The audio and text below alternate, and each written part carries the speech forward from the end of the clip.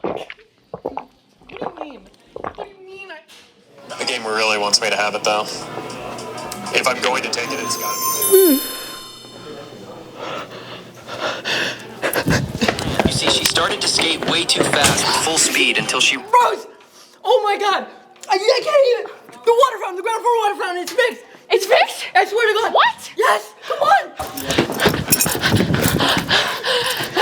It's fixed! I swear! Try it! Try it! Sweet glory! 1,000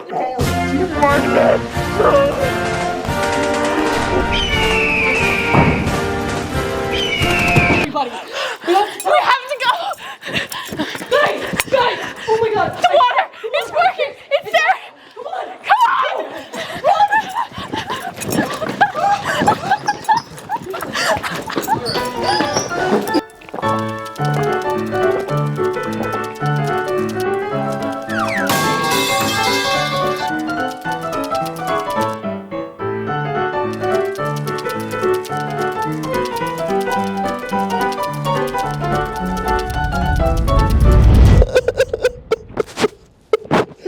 Dude, first my leg, and now this. Like, I was gonna go play lacrosse in college. Like, what is happening? I'm sorry, man. I don't know what to... No, you guys can't do anything. You know, I'm done. I'm done. No more water fountain. I'm suing you guys and everybody else.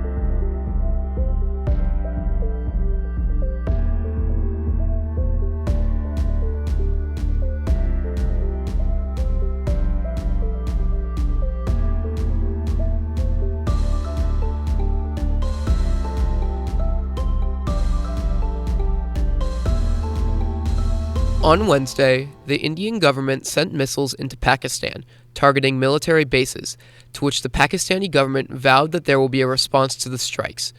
These attacks follow the mass shooting of 26 Indian tourists in the disputed territory of Kashmir, which the Indian government accused Pakistan of orchestrating.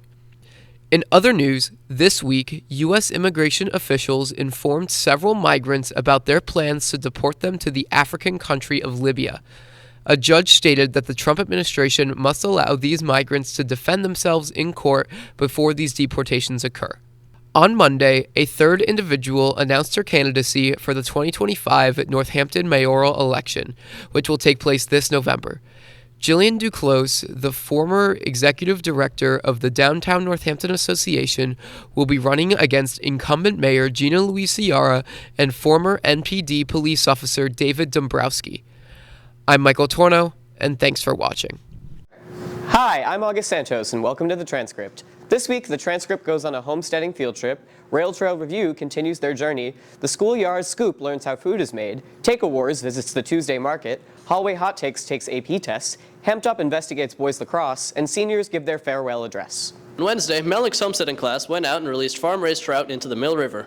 This practice is known as stocking the river and makes it easier for people to catch fish. The homesteading class later went fishing on the same river to teach students how to catch and cook fish. This week, the Transcript joins the homesteading class on their trip to learn more about the practice of stocking rivers.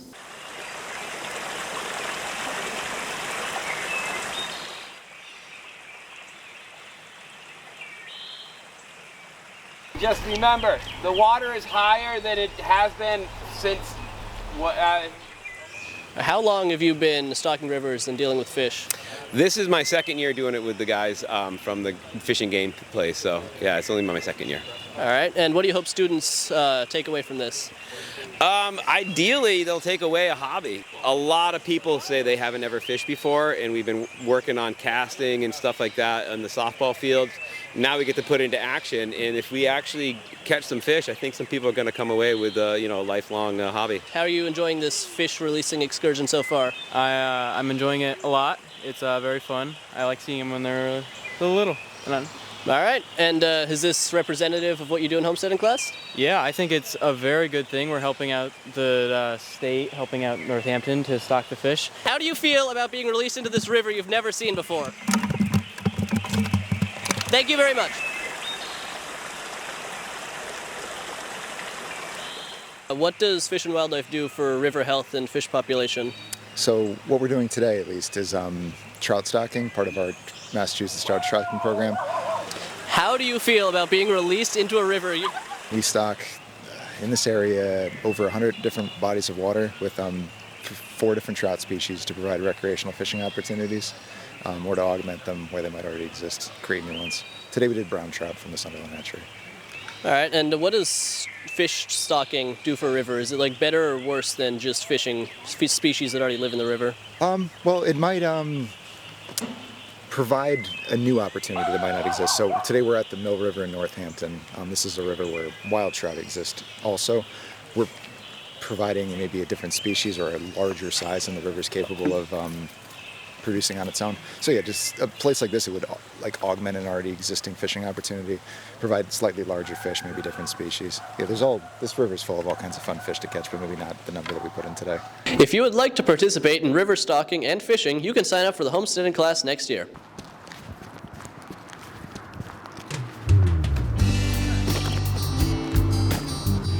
Welcome back to Rail Trail Review. This week we went to Look Memorial Park to explore its 150 acres of fields, forests, and fun family activities.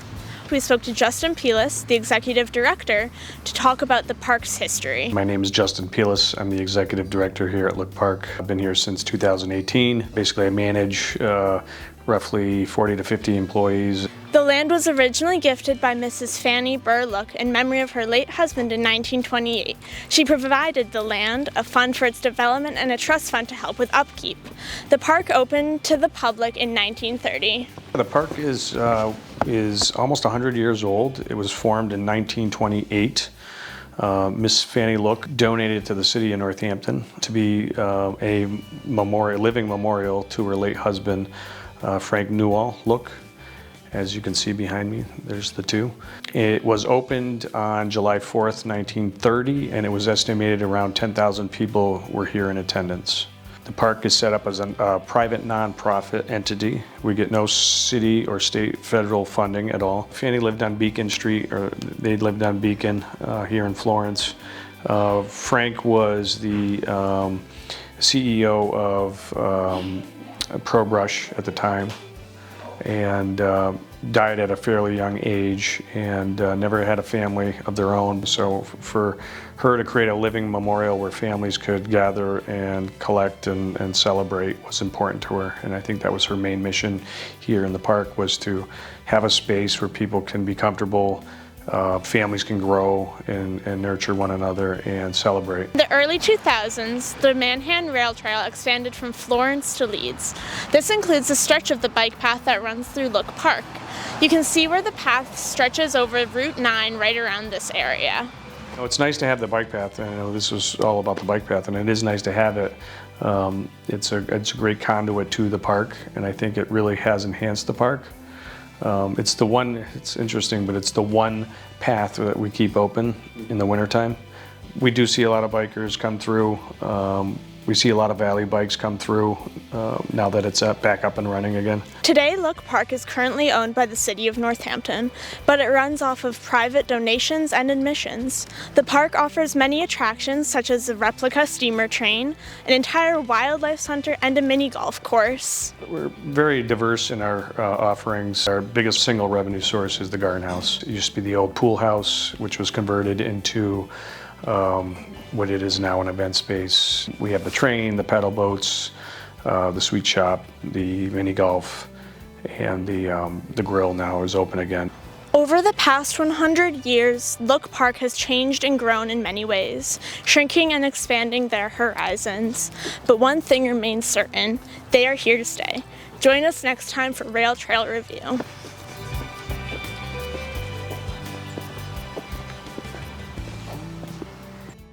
Welcome back to the Schoolyard Scoop. This is what we did in the cafeteria. Talk to the lunch workers.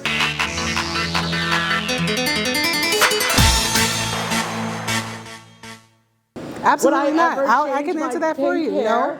No. I would add other color to it, but I love having pink hair. That's her.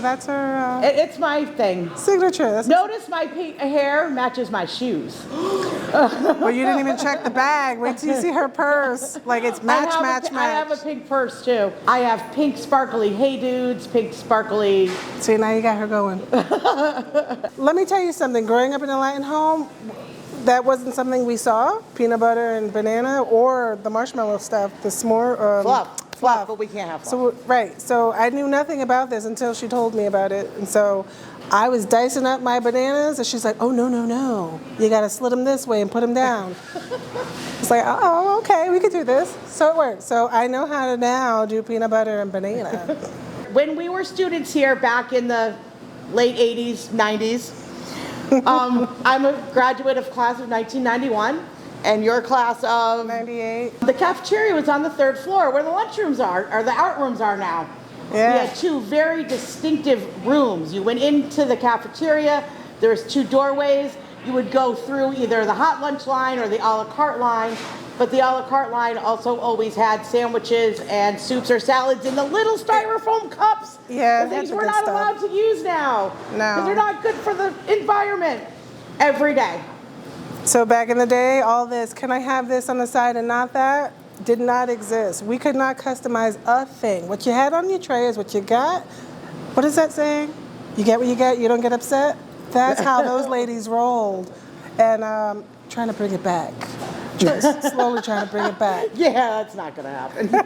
I mentioned we should bring back Sloppy Joes, and she... We're not allowed to use genderized names on food. I didn't even know. So we can't have a Sloppy Joe or a Rachel sandwich. We can do a turkey with sauerkraut and Thousand Island dressing or a sloppy meat sandwich, but we cannot use genderized names on food. Is that a federal thing, or is that? It's a here thing. Isn't that wild? I don't know if it's, we were told that we can't do it. I don't know if it's a law or not, but we do not use genderized names on food. I didn't know. Because food technically doesn't have a gender. Thanks for watching. Tune in next week to see what the scoop will be. Hello everyone. Today we're going to the Tuesday market. Come follow me.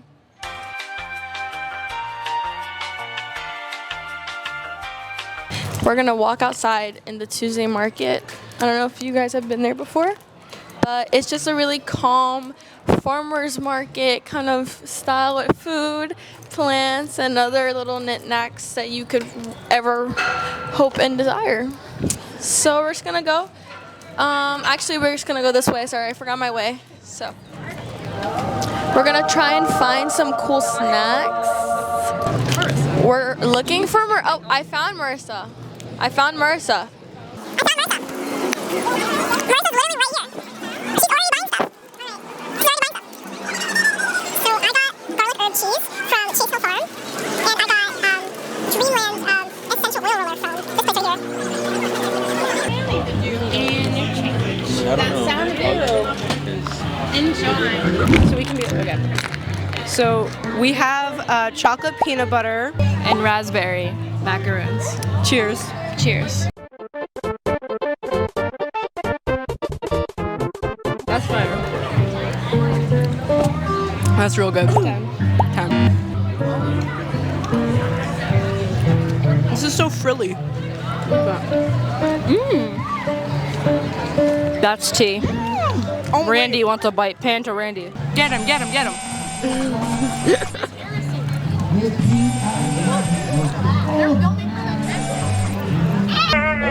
I would give that a 10 out of 10.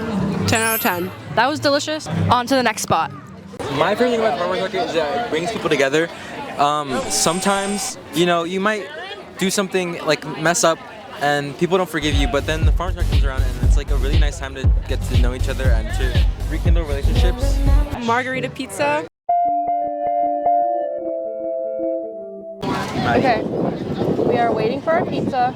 Imani. Huh? Imani. We've been waiting for a little while for our pizza, and I'm starting to wonder if we're Sharon. Go pizza for Chloe! Okay. That's gas. This is really good, especially for it being vegan. It doesn't even taste vegan. It just tastes like pizza. Yeah. It was good, but there's sand flying everywhere. Okay, but what do you rate it out of 10, like the food? There's nuts in the cheese.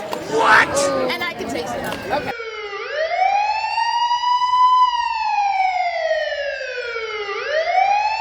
Welcome back to Hallway Hot Takes. This week are the AP tests. The advanced placement classes are a college-level class accumulating in a difficult timed test, typically consisting of free response and multiple choice sections. This week, the AP tests are starting with Bio, Euro, Chem, Lit, US History, and many more. This week, we interviewed some people who are experiencing the struggle. Let's hit the halls.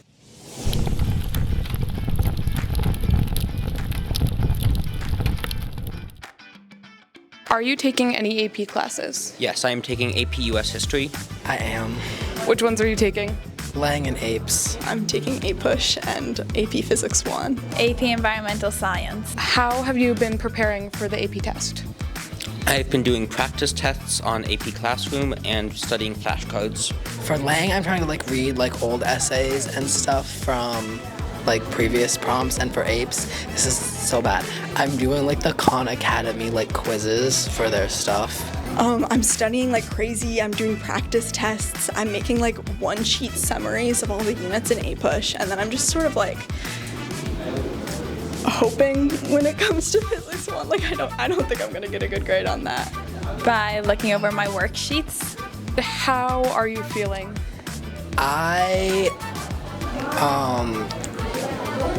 Not great about Lang, but I mess with Apes, so I'm chilling with that. APUSH, I'm feeling pretty confident in. I think that I could definitely get away with my brother didn't study and he got a 4, and I studied really hard, so I think I can get a 5. AP Physics 1, I think I will be lucky if I get a 3, which is a 45%. I'm really bad at it. That's okay. How much do you want to cry or flee the country? I definitely a lot. I'm just, once it'll be over, it'll be basically June anyways, so I feel once I'm done with that, the year's over? The year's over and it's happy and it's summer and it's at the beach, so that's my mentality. Yeah, 7 out of 10. I don't know, I'll let you know next Friday. Good to know. Not that bad. Do you feel confident about getting a 5? Not particularly. Tests will continue until May 16th. Good luck to anyone taking them. Hello, welcome back to Hamped Up. On this week's episode, we will be interviewing lacrosse players about their impressive record and how their season's going so far. Y'all ready for this?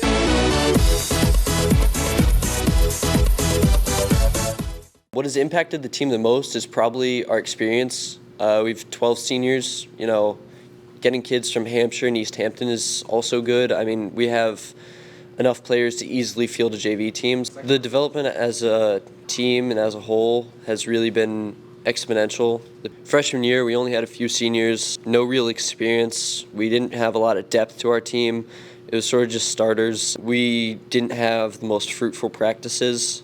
So I feel like just a change in the team as a whole, a lot more experience, a lot more guys. Hampshire and East Hampton added a lot of depth to our team, and just having more fruitful practices, new coach, I mean, that really helped us. I would say freshman and sophomore year, we didn't really do much at practice to get better. We were kind of just there. But as soon as we got Charlie last year, everything changed and we started to actually be productive and learn how to win. I think the impact for our success this year has come from, we have a really experienced team with a lot of juniors and seniors on it. And the people that graduated last year, we filled their position. The main goal for this season is probably to win Western Mass and win our league. I think the way we accomplish it is we're pretty close to winning our league. We probably only need 1 or 2 more wins there. And to win Western Mass, I think we just got to play good when those games come around and be ready. Our lacrosse team this year is doing really well. We're 12-0 so far, so about as good as it gets. Our goal this year is to really get as far in states as we can and hopefully win Western Mass. I think we have a really good chance this year. To do that, I think we haven't had a lot of practice times this year just because of how many games we've had and how much games have gotten postponed from rain. And so to win Western Mass, I think we just need to dial it in practice and just keep doing what we've been doing. Thank you for watching Hamped Up. We hope you enjoyed this segment. Come support our boys this Friday in the stadium. I'm Hazel. I'm Max. Ayana. I'm Miranda. My name's Holden. Jeremy. Casey. My name is Amelia Wiseman. I'm going to George Washington University. I'm going to college at Wesleyan University. I am going to Tufts in Boston. After high school, I'm going to college at William & Mary in Virginia, and I'm not really sure exactly what I'm going to study, but right now I'm thinking about Spanish and psychology. I'm planning on going to Clark University for 4 years to study psychology, and then I'm going to get my master's in social work so I can open my own private practice therapy clinic. My plan is to go to SUNY Binghamton, which I was accepted to. I will probably get a bachelor's in political science. I'm gonna go to Scripps College and then medical school, probably. I plan to get my associates in a year at HCC. I would say my favorite grade to be in was, I'd say 10th grade. Mine was definitely senior year. Definitely senior year. My favorite grade to be in was probably senior year. Also junior spring was fun because I was friends with a ton of the seniors. Sophomore year. Yeah, I'd have to say sophomore year. Mine has also been this year. I'd say senior year is my favorite so far. I think it gets better every year. I think I've had more fun every year, met more people, and just have had a better time. I'd say everyone has like a good sense of who they are. Like less academics, and I feel like everyone's just chilled out and we have all become friends. My advice is to take advantage of the reassessment policy that we have here at the high school. Have fun. Nothing's that deep.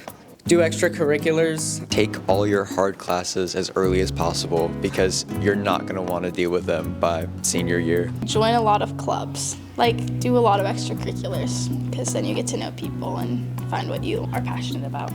Get involved, whether it's with like a club or a sport, and just put yourself out there and you will find your people. Be nice to your teachers. Make sure you do your work.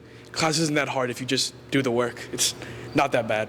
Thanks so much for watching. Next Friday, May 16th, I'm hosting a musical capstone performance in the Black Box Theater at 7 p.m., featuring 17 solo pieces from NHS's most talented performers. Reserve tickets from the QR codes found on posters around the halls or from the link in the Daily Bulletin. See you next week.